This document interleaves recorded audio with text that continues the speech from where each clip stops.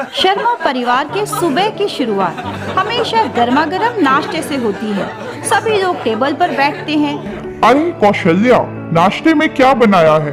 वो आज मेरी तबीयत थोड़ी ठीक नहीं थी तो मैंने ना सबके लिए उपमा बना लिया। क्या उपमा?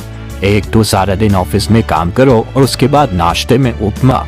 माँ, अब उपमा कौन ही खाता है? तो एक काम करते हैं, बड़े बेटे की शादी करवा देते हैं। वैभव की दुल्हन जब आएगी ना तब गर्मा गर्म नाश्ता खिलाएगी सबको। ऐसा सोचकर अपनी मौसी की बेटी विभा के साथ अपने बेटे संजय का रिश्ता पक्का कर देते हैं। जैसे ही विभा सूट पहनकर चाय और समोसे की ट्रे लेकर आती है कि सबकी नजर उस पे हटती ही नहीं है। मेरी बेटी को घर के सारे काम आते हैं। जब वैभव विभा को देखता है तो बस देखता ही रह जाता है। उसकी सादगी और प्यारा सा सुंदर चेहरा उसका मन मोह लेती है।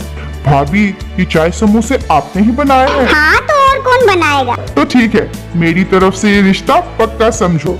कुछ ही दिनों में वैभव और विभा की शादी बड़े धूमधाम से समाज के सामने हो जाती है और विभा का गृह प्रवेश होता है। बड़े ही शानो शौकत, फूल गुलदस्तों के साथ नई बहू के घर में कदम रखते ही मानो सब कुछ खिल उठता है और बड़े ही अच्छे से सारी तैयारियां पूरी हो जाती है।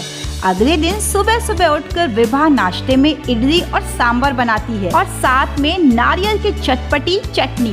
वह सारे नाश्ते को तैयार करके टेबल की मेज पर लेकर आती है कि तभी सास और ननद आती है। अरे वाह, आपको इडली सांभर बनाना आता है? ये तो कुछ भी नहीं, हलवा पूरी, मखान की खीर, छोले भटूरे, शाही पनीर, रायता सब कुछ बनाना आता है। अरे वाह, फिर तो किचन की जिम्मेदारी आज से आपकी है। हाँ, आज से मेरी ही जिम्मेदारी है। विभा गर्मा गर्म इडली सांभर और नारियल की चटनी अपने सास और ससुर को परोसती है। अरे वाह बहू, इतने समय बाद इतना बढ़िया खाना मिला है। अरे वाह माँ, तुमने तो मेरी शादी करवा के ना बड़ा ही अच्छा काम किया। अब रोज रोज चटपटे नाश्ते मिलेंगे। वाह भाभी, ये इडली सांभर और नारियल की चटनी, इसका तो कोई जवाब नहीं। हाँ, अब से नाश्ता मैं ही बनाऊंगी। अगले संडे समोसे और चाय की बारी होती है। विभा जल्दी से नहा धो के तैयार होकर रसोई में समोसे छानती है और चाय लेकर सबके सामने आती है। घर के सभी लोग बहुत खुश होते हैं। अरे वाह बहू, मजा ही आ गया समोसे खाकर। इतने तीखे और चटपटे हैं और ये हरी वाली चटनी, इसका तो कोई जवाब और नहीं। भाभी, ये गर्मा गर्म अदरक और इलायची की चाय, वाह, बड़े ही गजब की है। सभी लोग विभा की बहुत तारीफ करते हैं और विभा को भी ये सब सुन के बहुत अच्छा लगता है कि तभी सास आती है। देखो बहू, अगले शनिवार को ना मेरे कुछ दोस्त आएंगे तो तुम एक काम करना, चाय समोसे, शाही पनीर, खीर और खीरे का रायता बना देना। जी माँ जी, आप चिंता मत कीजिए, मैं सारे पकवान ना समय पर बना के तैयार कर लूंगी। आपको शिकायत का मौका नहीं मिलेगा। शनिवार को जल्दी से विभा सुबह सुबह उठती है और सभी पकवान बनाकर मेज पर सजा देती है। इधर सास की सहेलियां खूब भी तारीफ करती है। अरे वाह, इतने सारे खाने के पकवान, ये समोसा, ये चाउमीन, नूडल्स, नान, शाही पनीर, मजा ही आ गया सब कुछ देखकर। तुम्हारी बहू तो बड़ी ही गुणवान है। हाँ, गुणवान तो वो है। और इस तरह हर संडे को विभा को कुछ न कुछ बनाना होता है। अगले दिन ननद भी अपने ऑर्डर के फरमान रख देती है। भाभी, मेरे कुछ फ्रेंड्स आएंगे तो आपको उन सबके लिए ना बढ़िया से फ्रेंच फ्राइज, चिली पोटैटो और समोसे बनाने होंगे। तभी विभा रसोई घर में उठती है और जहां संडे को उसे रेस्ट करना चाहिए, वहां सुबह 4 बजे से ही वे फ्रेंच फ्राइज, पिज्जा, बर्गर, समोसे और कोल्ड ड्रिंक्स बनाने में बिजी हो जाती है। उसे बड़ा ही दुख होता है। विभा इन सब से बहुत झुंझला जाती है और अपनी माँ को फोन लगाती है। माँ, ये शादी तुमने कहाँ करवा दी? दिन भर बस खाना ही बनाती रहती हूँ। अरे बेटा, तू शांत हो जा, सब ठीक हो जाएगा। कुछ भी ठीक होने वाला नहीं है। चलो अब मैं फोन रखती हूँ। कितनी ही देर में सास आती है। बेटा विवाह, तुमने पिंकी के दोस्तों के लिए चाय, समोसे, पकोड़े, फ्रेंच फ्राइज, पिज्जा सब बना दिया? हाँ जी, सब तैयार है। और जल्दी से पिंकी अपने दोस्तों को बढ़िया से सोफे पर बिठाती है और उनके सामने French fries, cold drink, pizza और बर्गर की प्लेट सजाती है। सभी लोग बनाए हुए खाने की बहुत तारीफ करते हैं। सभी चाय, समोसा, पिज्जा, बर्गर की दावत उड़ा के चले जाते हैं। इधर बेचारे विभा का बुरा हाल होता है। कभी पति के दोस्त तो कभी ननद के दोस्त। कभी सास के मेहमान और कुछ गांव से आए हुए पसंदीदा लोग, सबके लिए वह हर संडे को नया नया पकवान बनाकर तैयार करती है। आखिरकार वह इन सबसे झुंझला जाती है और बेहद थकी थकी सी रहती है। चेहरे पे पसीना, माथे पे शिकंज और हमेशा रसोई घर में बिजी रहना। एक दिन वह अपने सर पे पट्टी रख देती है। मेरी तबीयत बहुत खराब है, मैं रसोई घर में ना बिल्कुल भी खाना नहीं बना पाऊंगी। अच्छा, पर तुम्हें खाना तो बनाना पड़ेगा। रुको, मैं दवाई लाकर देता हूँ और थर्मामीटर से चेक करता हूँ। उसे उसका पति दवाई खिला देता है और थर्मामीटर से बुखार भी चेक कर देता है, लेकिन विभा को बुखार होता ही नहीं है।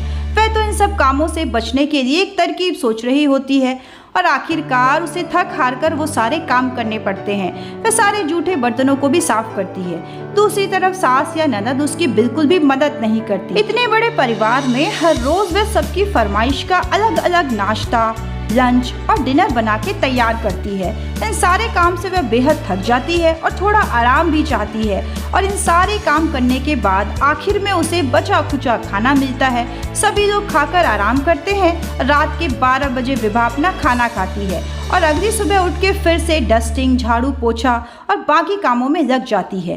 थक हार कर वह अपने पति को कहती है, देखो वैभव, अब ना मुझे छुट्टी चाहिए। हर रोज शनिवार हो या रविवार, मंगलवार हो या बुधवार, किचन में हमेशा खाना बनाना और घर के सारे काम करना। मेरी दोस्त वंशिका की शादी होने वाली है, मैं उसके घर जा रही हूँ और 2-3 दिन आराम से रहूंगी। इधर विभा तैयार होकर अपने सास ससुर के पैर छूकर वहाँ से चली जाती है। असली कहानी तो उसके बाद शुरू होती है, जब सास कौशल्या को घर के सारे काम निपटाने पड़ते हैं। पसीने और थकावट से बुरा हाल हो जाता है। कभी कपड़े धोना तो उन्हें तय करना, कभी खाना बनाना और कभी घर की साफ सफाई। दूसरी तरफ ननद पिंकी भी बहुत उदास होती है, क्योंकि जहां वह फोन पर घंटे इंस्टाग्राम और फेसबुक चलाती थी, अब सिंक में जूठे बर्तनों के पहाड़ को ढोती है और तो और आटा गूंथती है और खाना भी बनाती है। वह अपनी माँ से बात करती है, माँ, घर में कितना सारा काम होता है, भाभी ये सारा काम अकेले ही करती थी। उसके बाद दोनों कड़ी दोपहर में बाजार में सब्जियां खरीदने जाते हैं। भाभी तो अकेले सब्जी भी लाती थी, खाना भी बनाती थी, घर के सारे काम भी करती थी।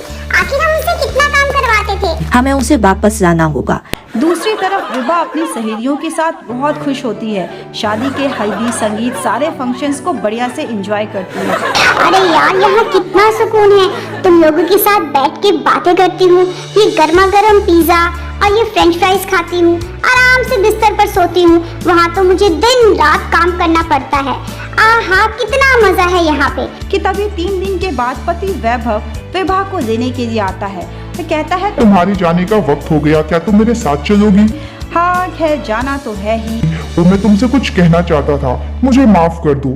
3 दिन के लिए जब तुम घर में नहीं थी तो हमें एहसास हुआ। हाँ बहू, कि तुम कितना काम करती हो। भाभी, काम करते करते तो हालत खराब हो गई थी, ऊपर से सारे काम करने के बाद अब तो रसोई घर भी संभालती थी। हाँ विभा, हमें माफ कर दो। अगली सुबह विभा अपने ससुराल में उठती है और जैसे ही नाश्ते की तैयारी करती है कि पीछे से सास और ननद पिंकी भी आ जाती है। सब्जियां काट देती है, बर्तनों को धो देती है, बेसन का घोल तैयार करती है और सभी हंसी मजाक के साथ किचन में खाने को तैयार करते हैं। इस बार खाने की खुशबू दूर डाइनिंग टेबल पर भी आती है। खाना बनके तैयार हो जाता है, जिसके बाद पति वैभव और देवर खाने की प्लेटों को मेज पर सजाते हैं। खाली ग्लासों में जग से पानी भी भर देते हैं। अच्छे से खाना परोसने के बाद सभी लोग मिलजुल कर खाना खाते हैं और जूठे बर्तनों को सिंक में किचन में भी रख देते हैं। इधर ननद पिंकी अपनी प्यारी भाभी विभा को खाना परसती है और पानी भी डालकर देती है। ये सब देखकर विभा की आंखों से आंसू झलक पड़ते हैं। अब हर संडे को विभा अपने दोस्तों से मिलने जाती, पार्टी शार्टी करती और घर में जब भी कोई मेहमान आते तो सास ननद उसकी मदद करते। इस तरह विभा अपनी गृहस्थी में हंसी खुशी रहने लगती है। इसी तरह की भावनात्मक और मनोरंजक कहानियों के लिए चैनल के साथ जुड़े रहे। चैनल को लाइक, सब्सक्राइब करना ना भूलें।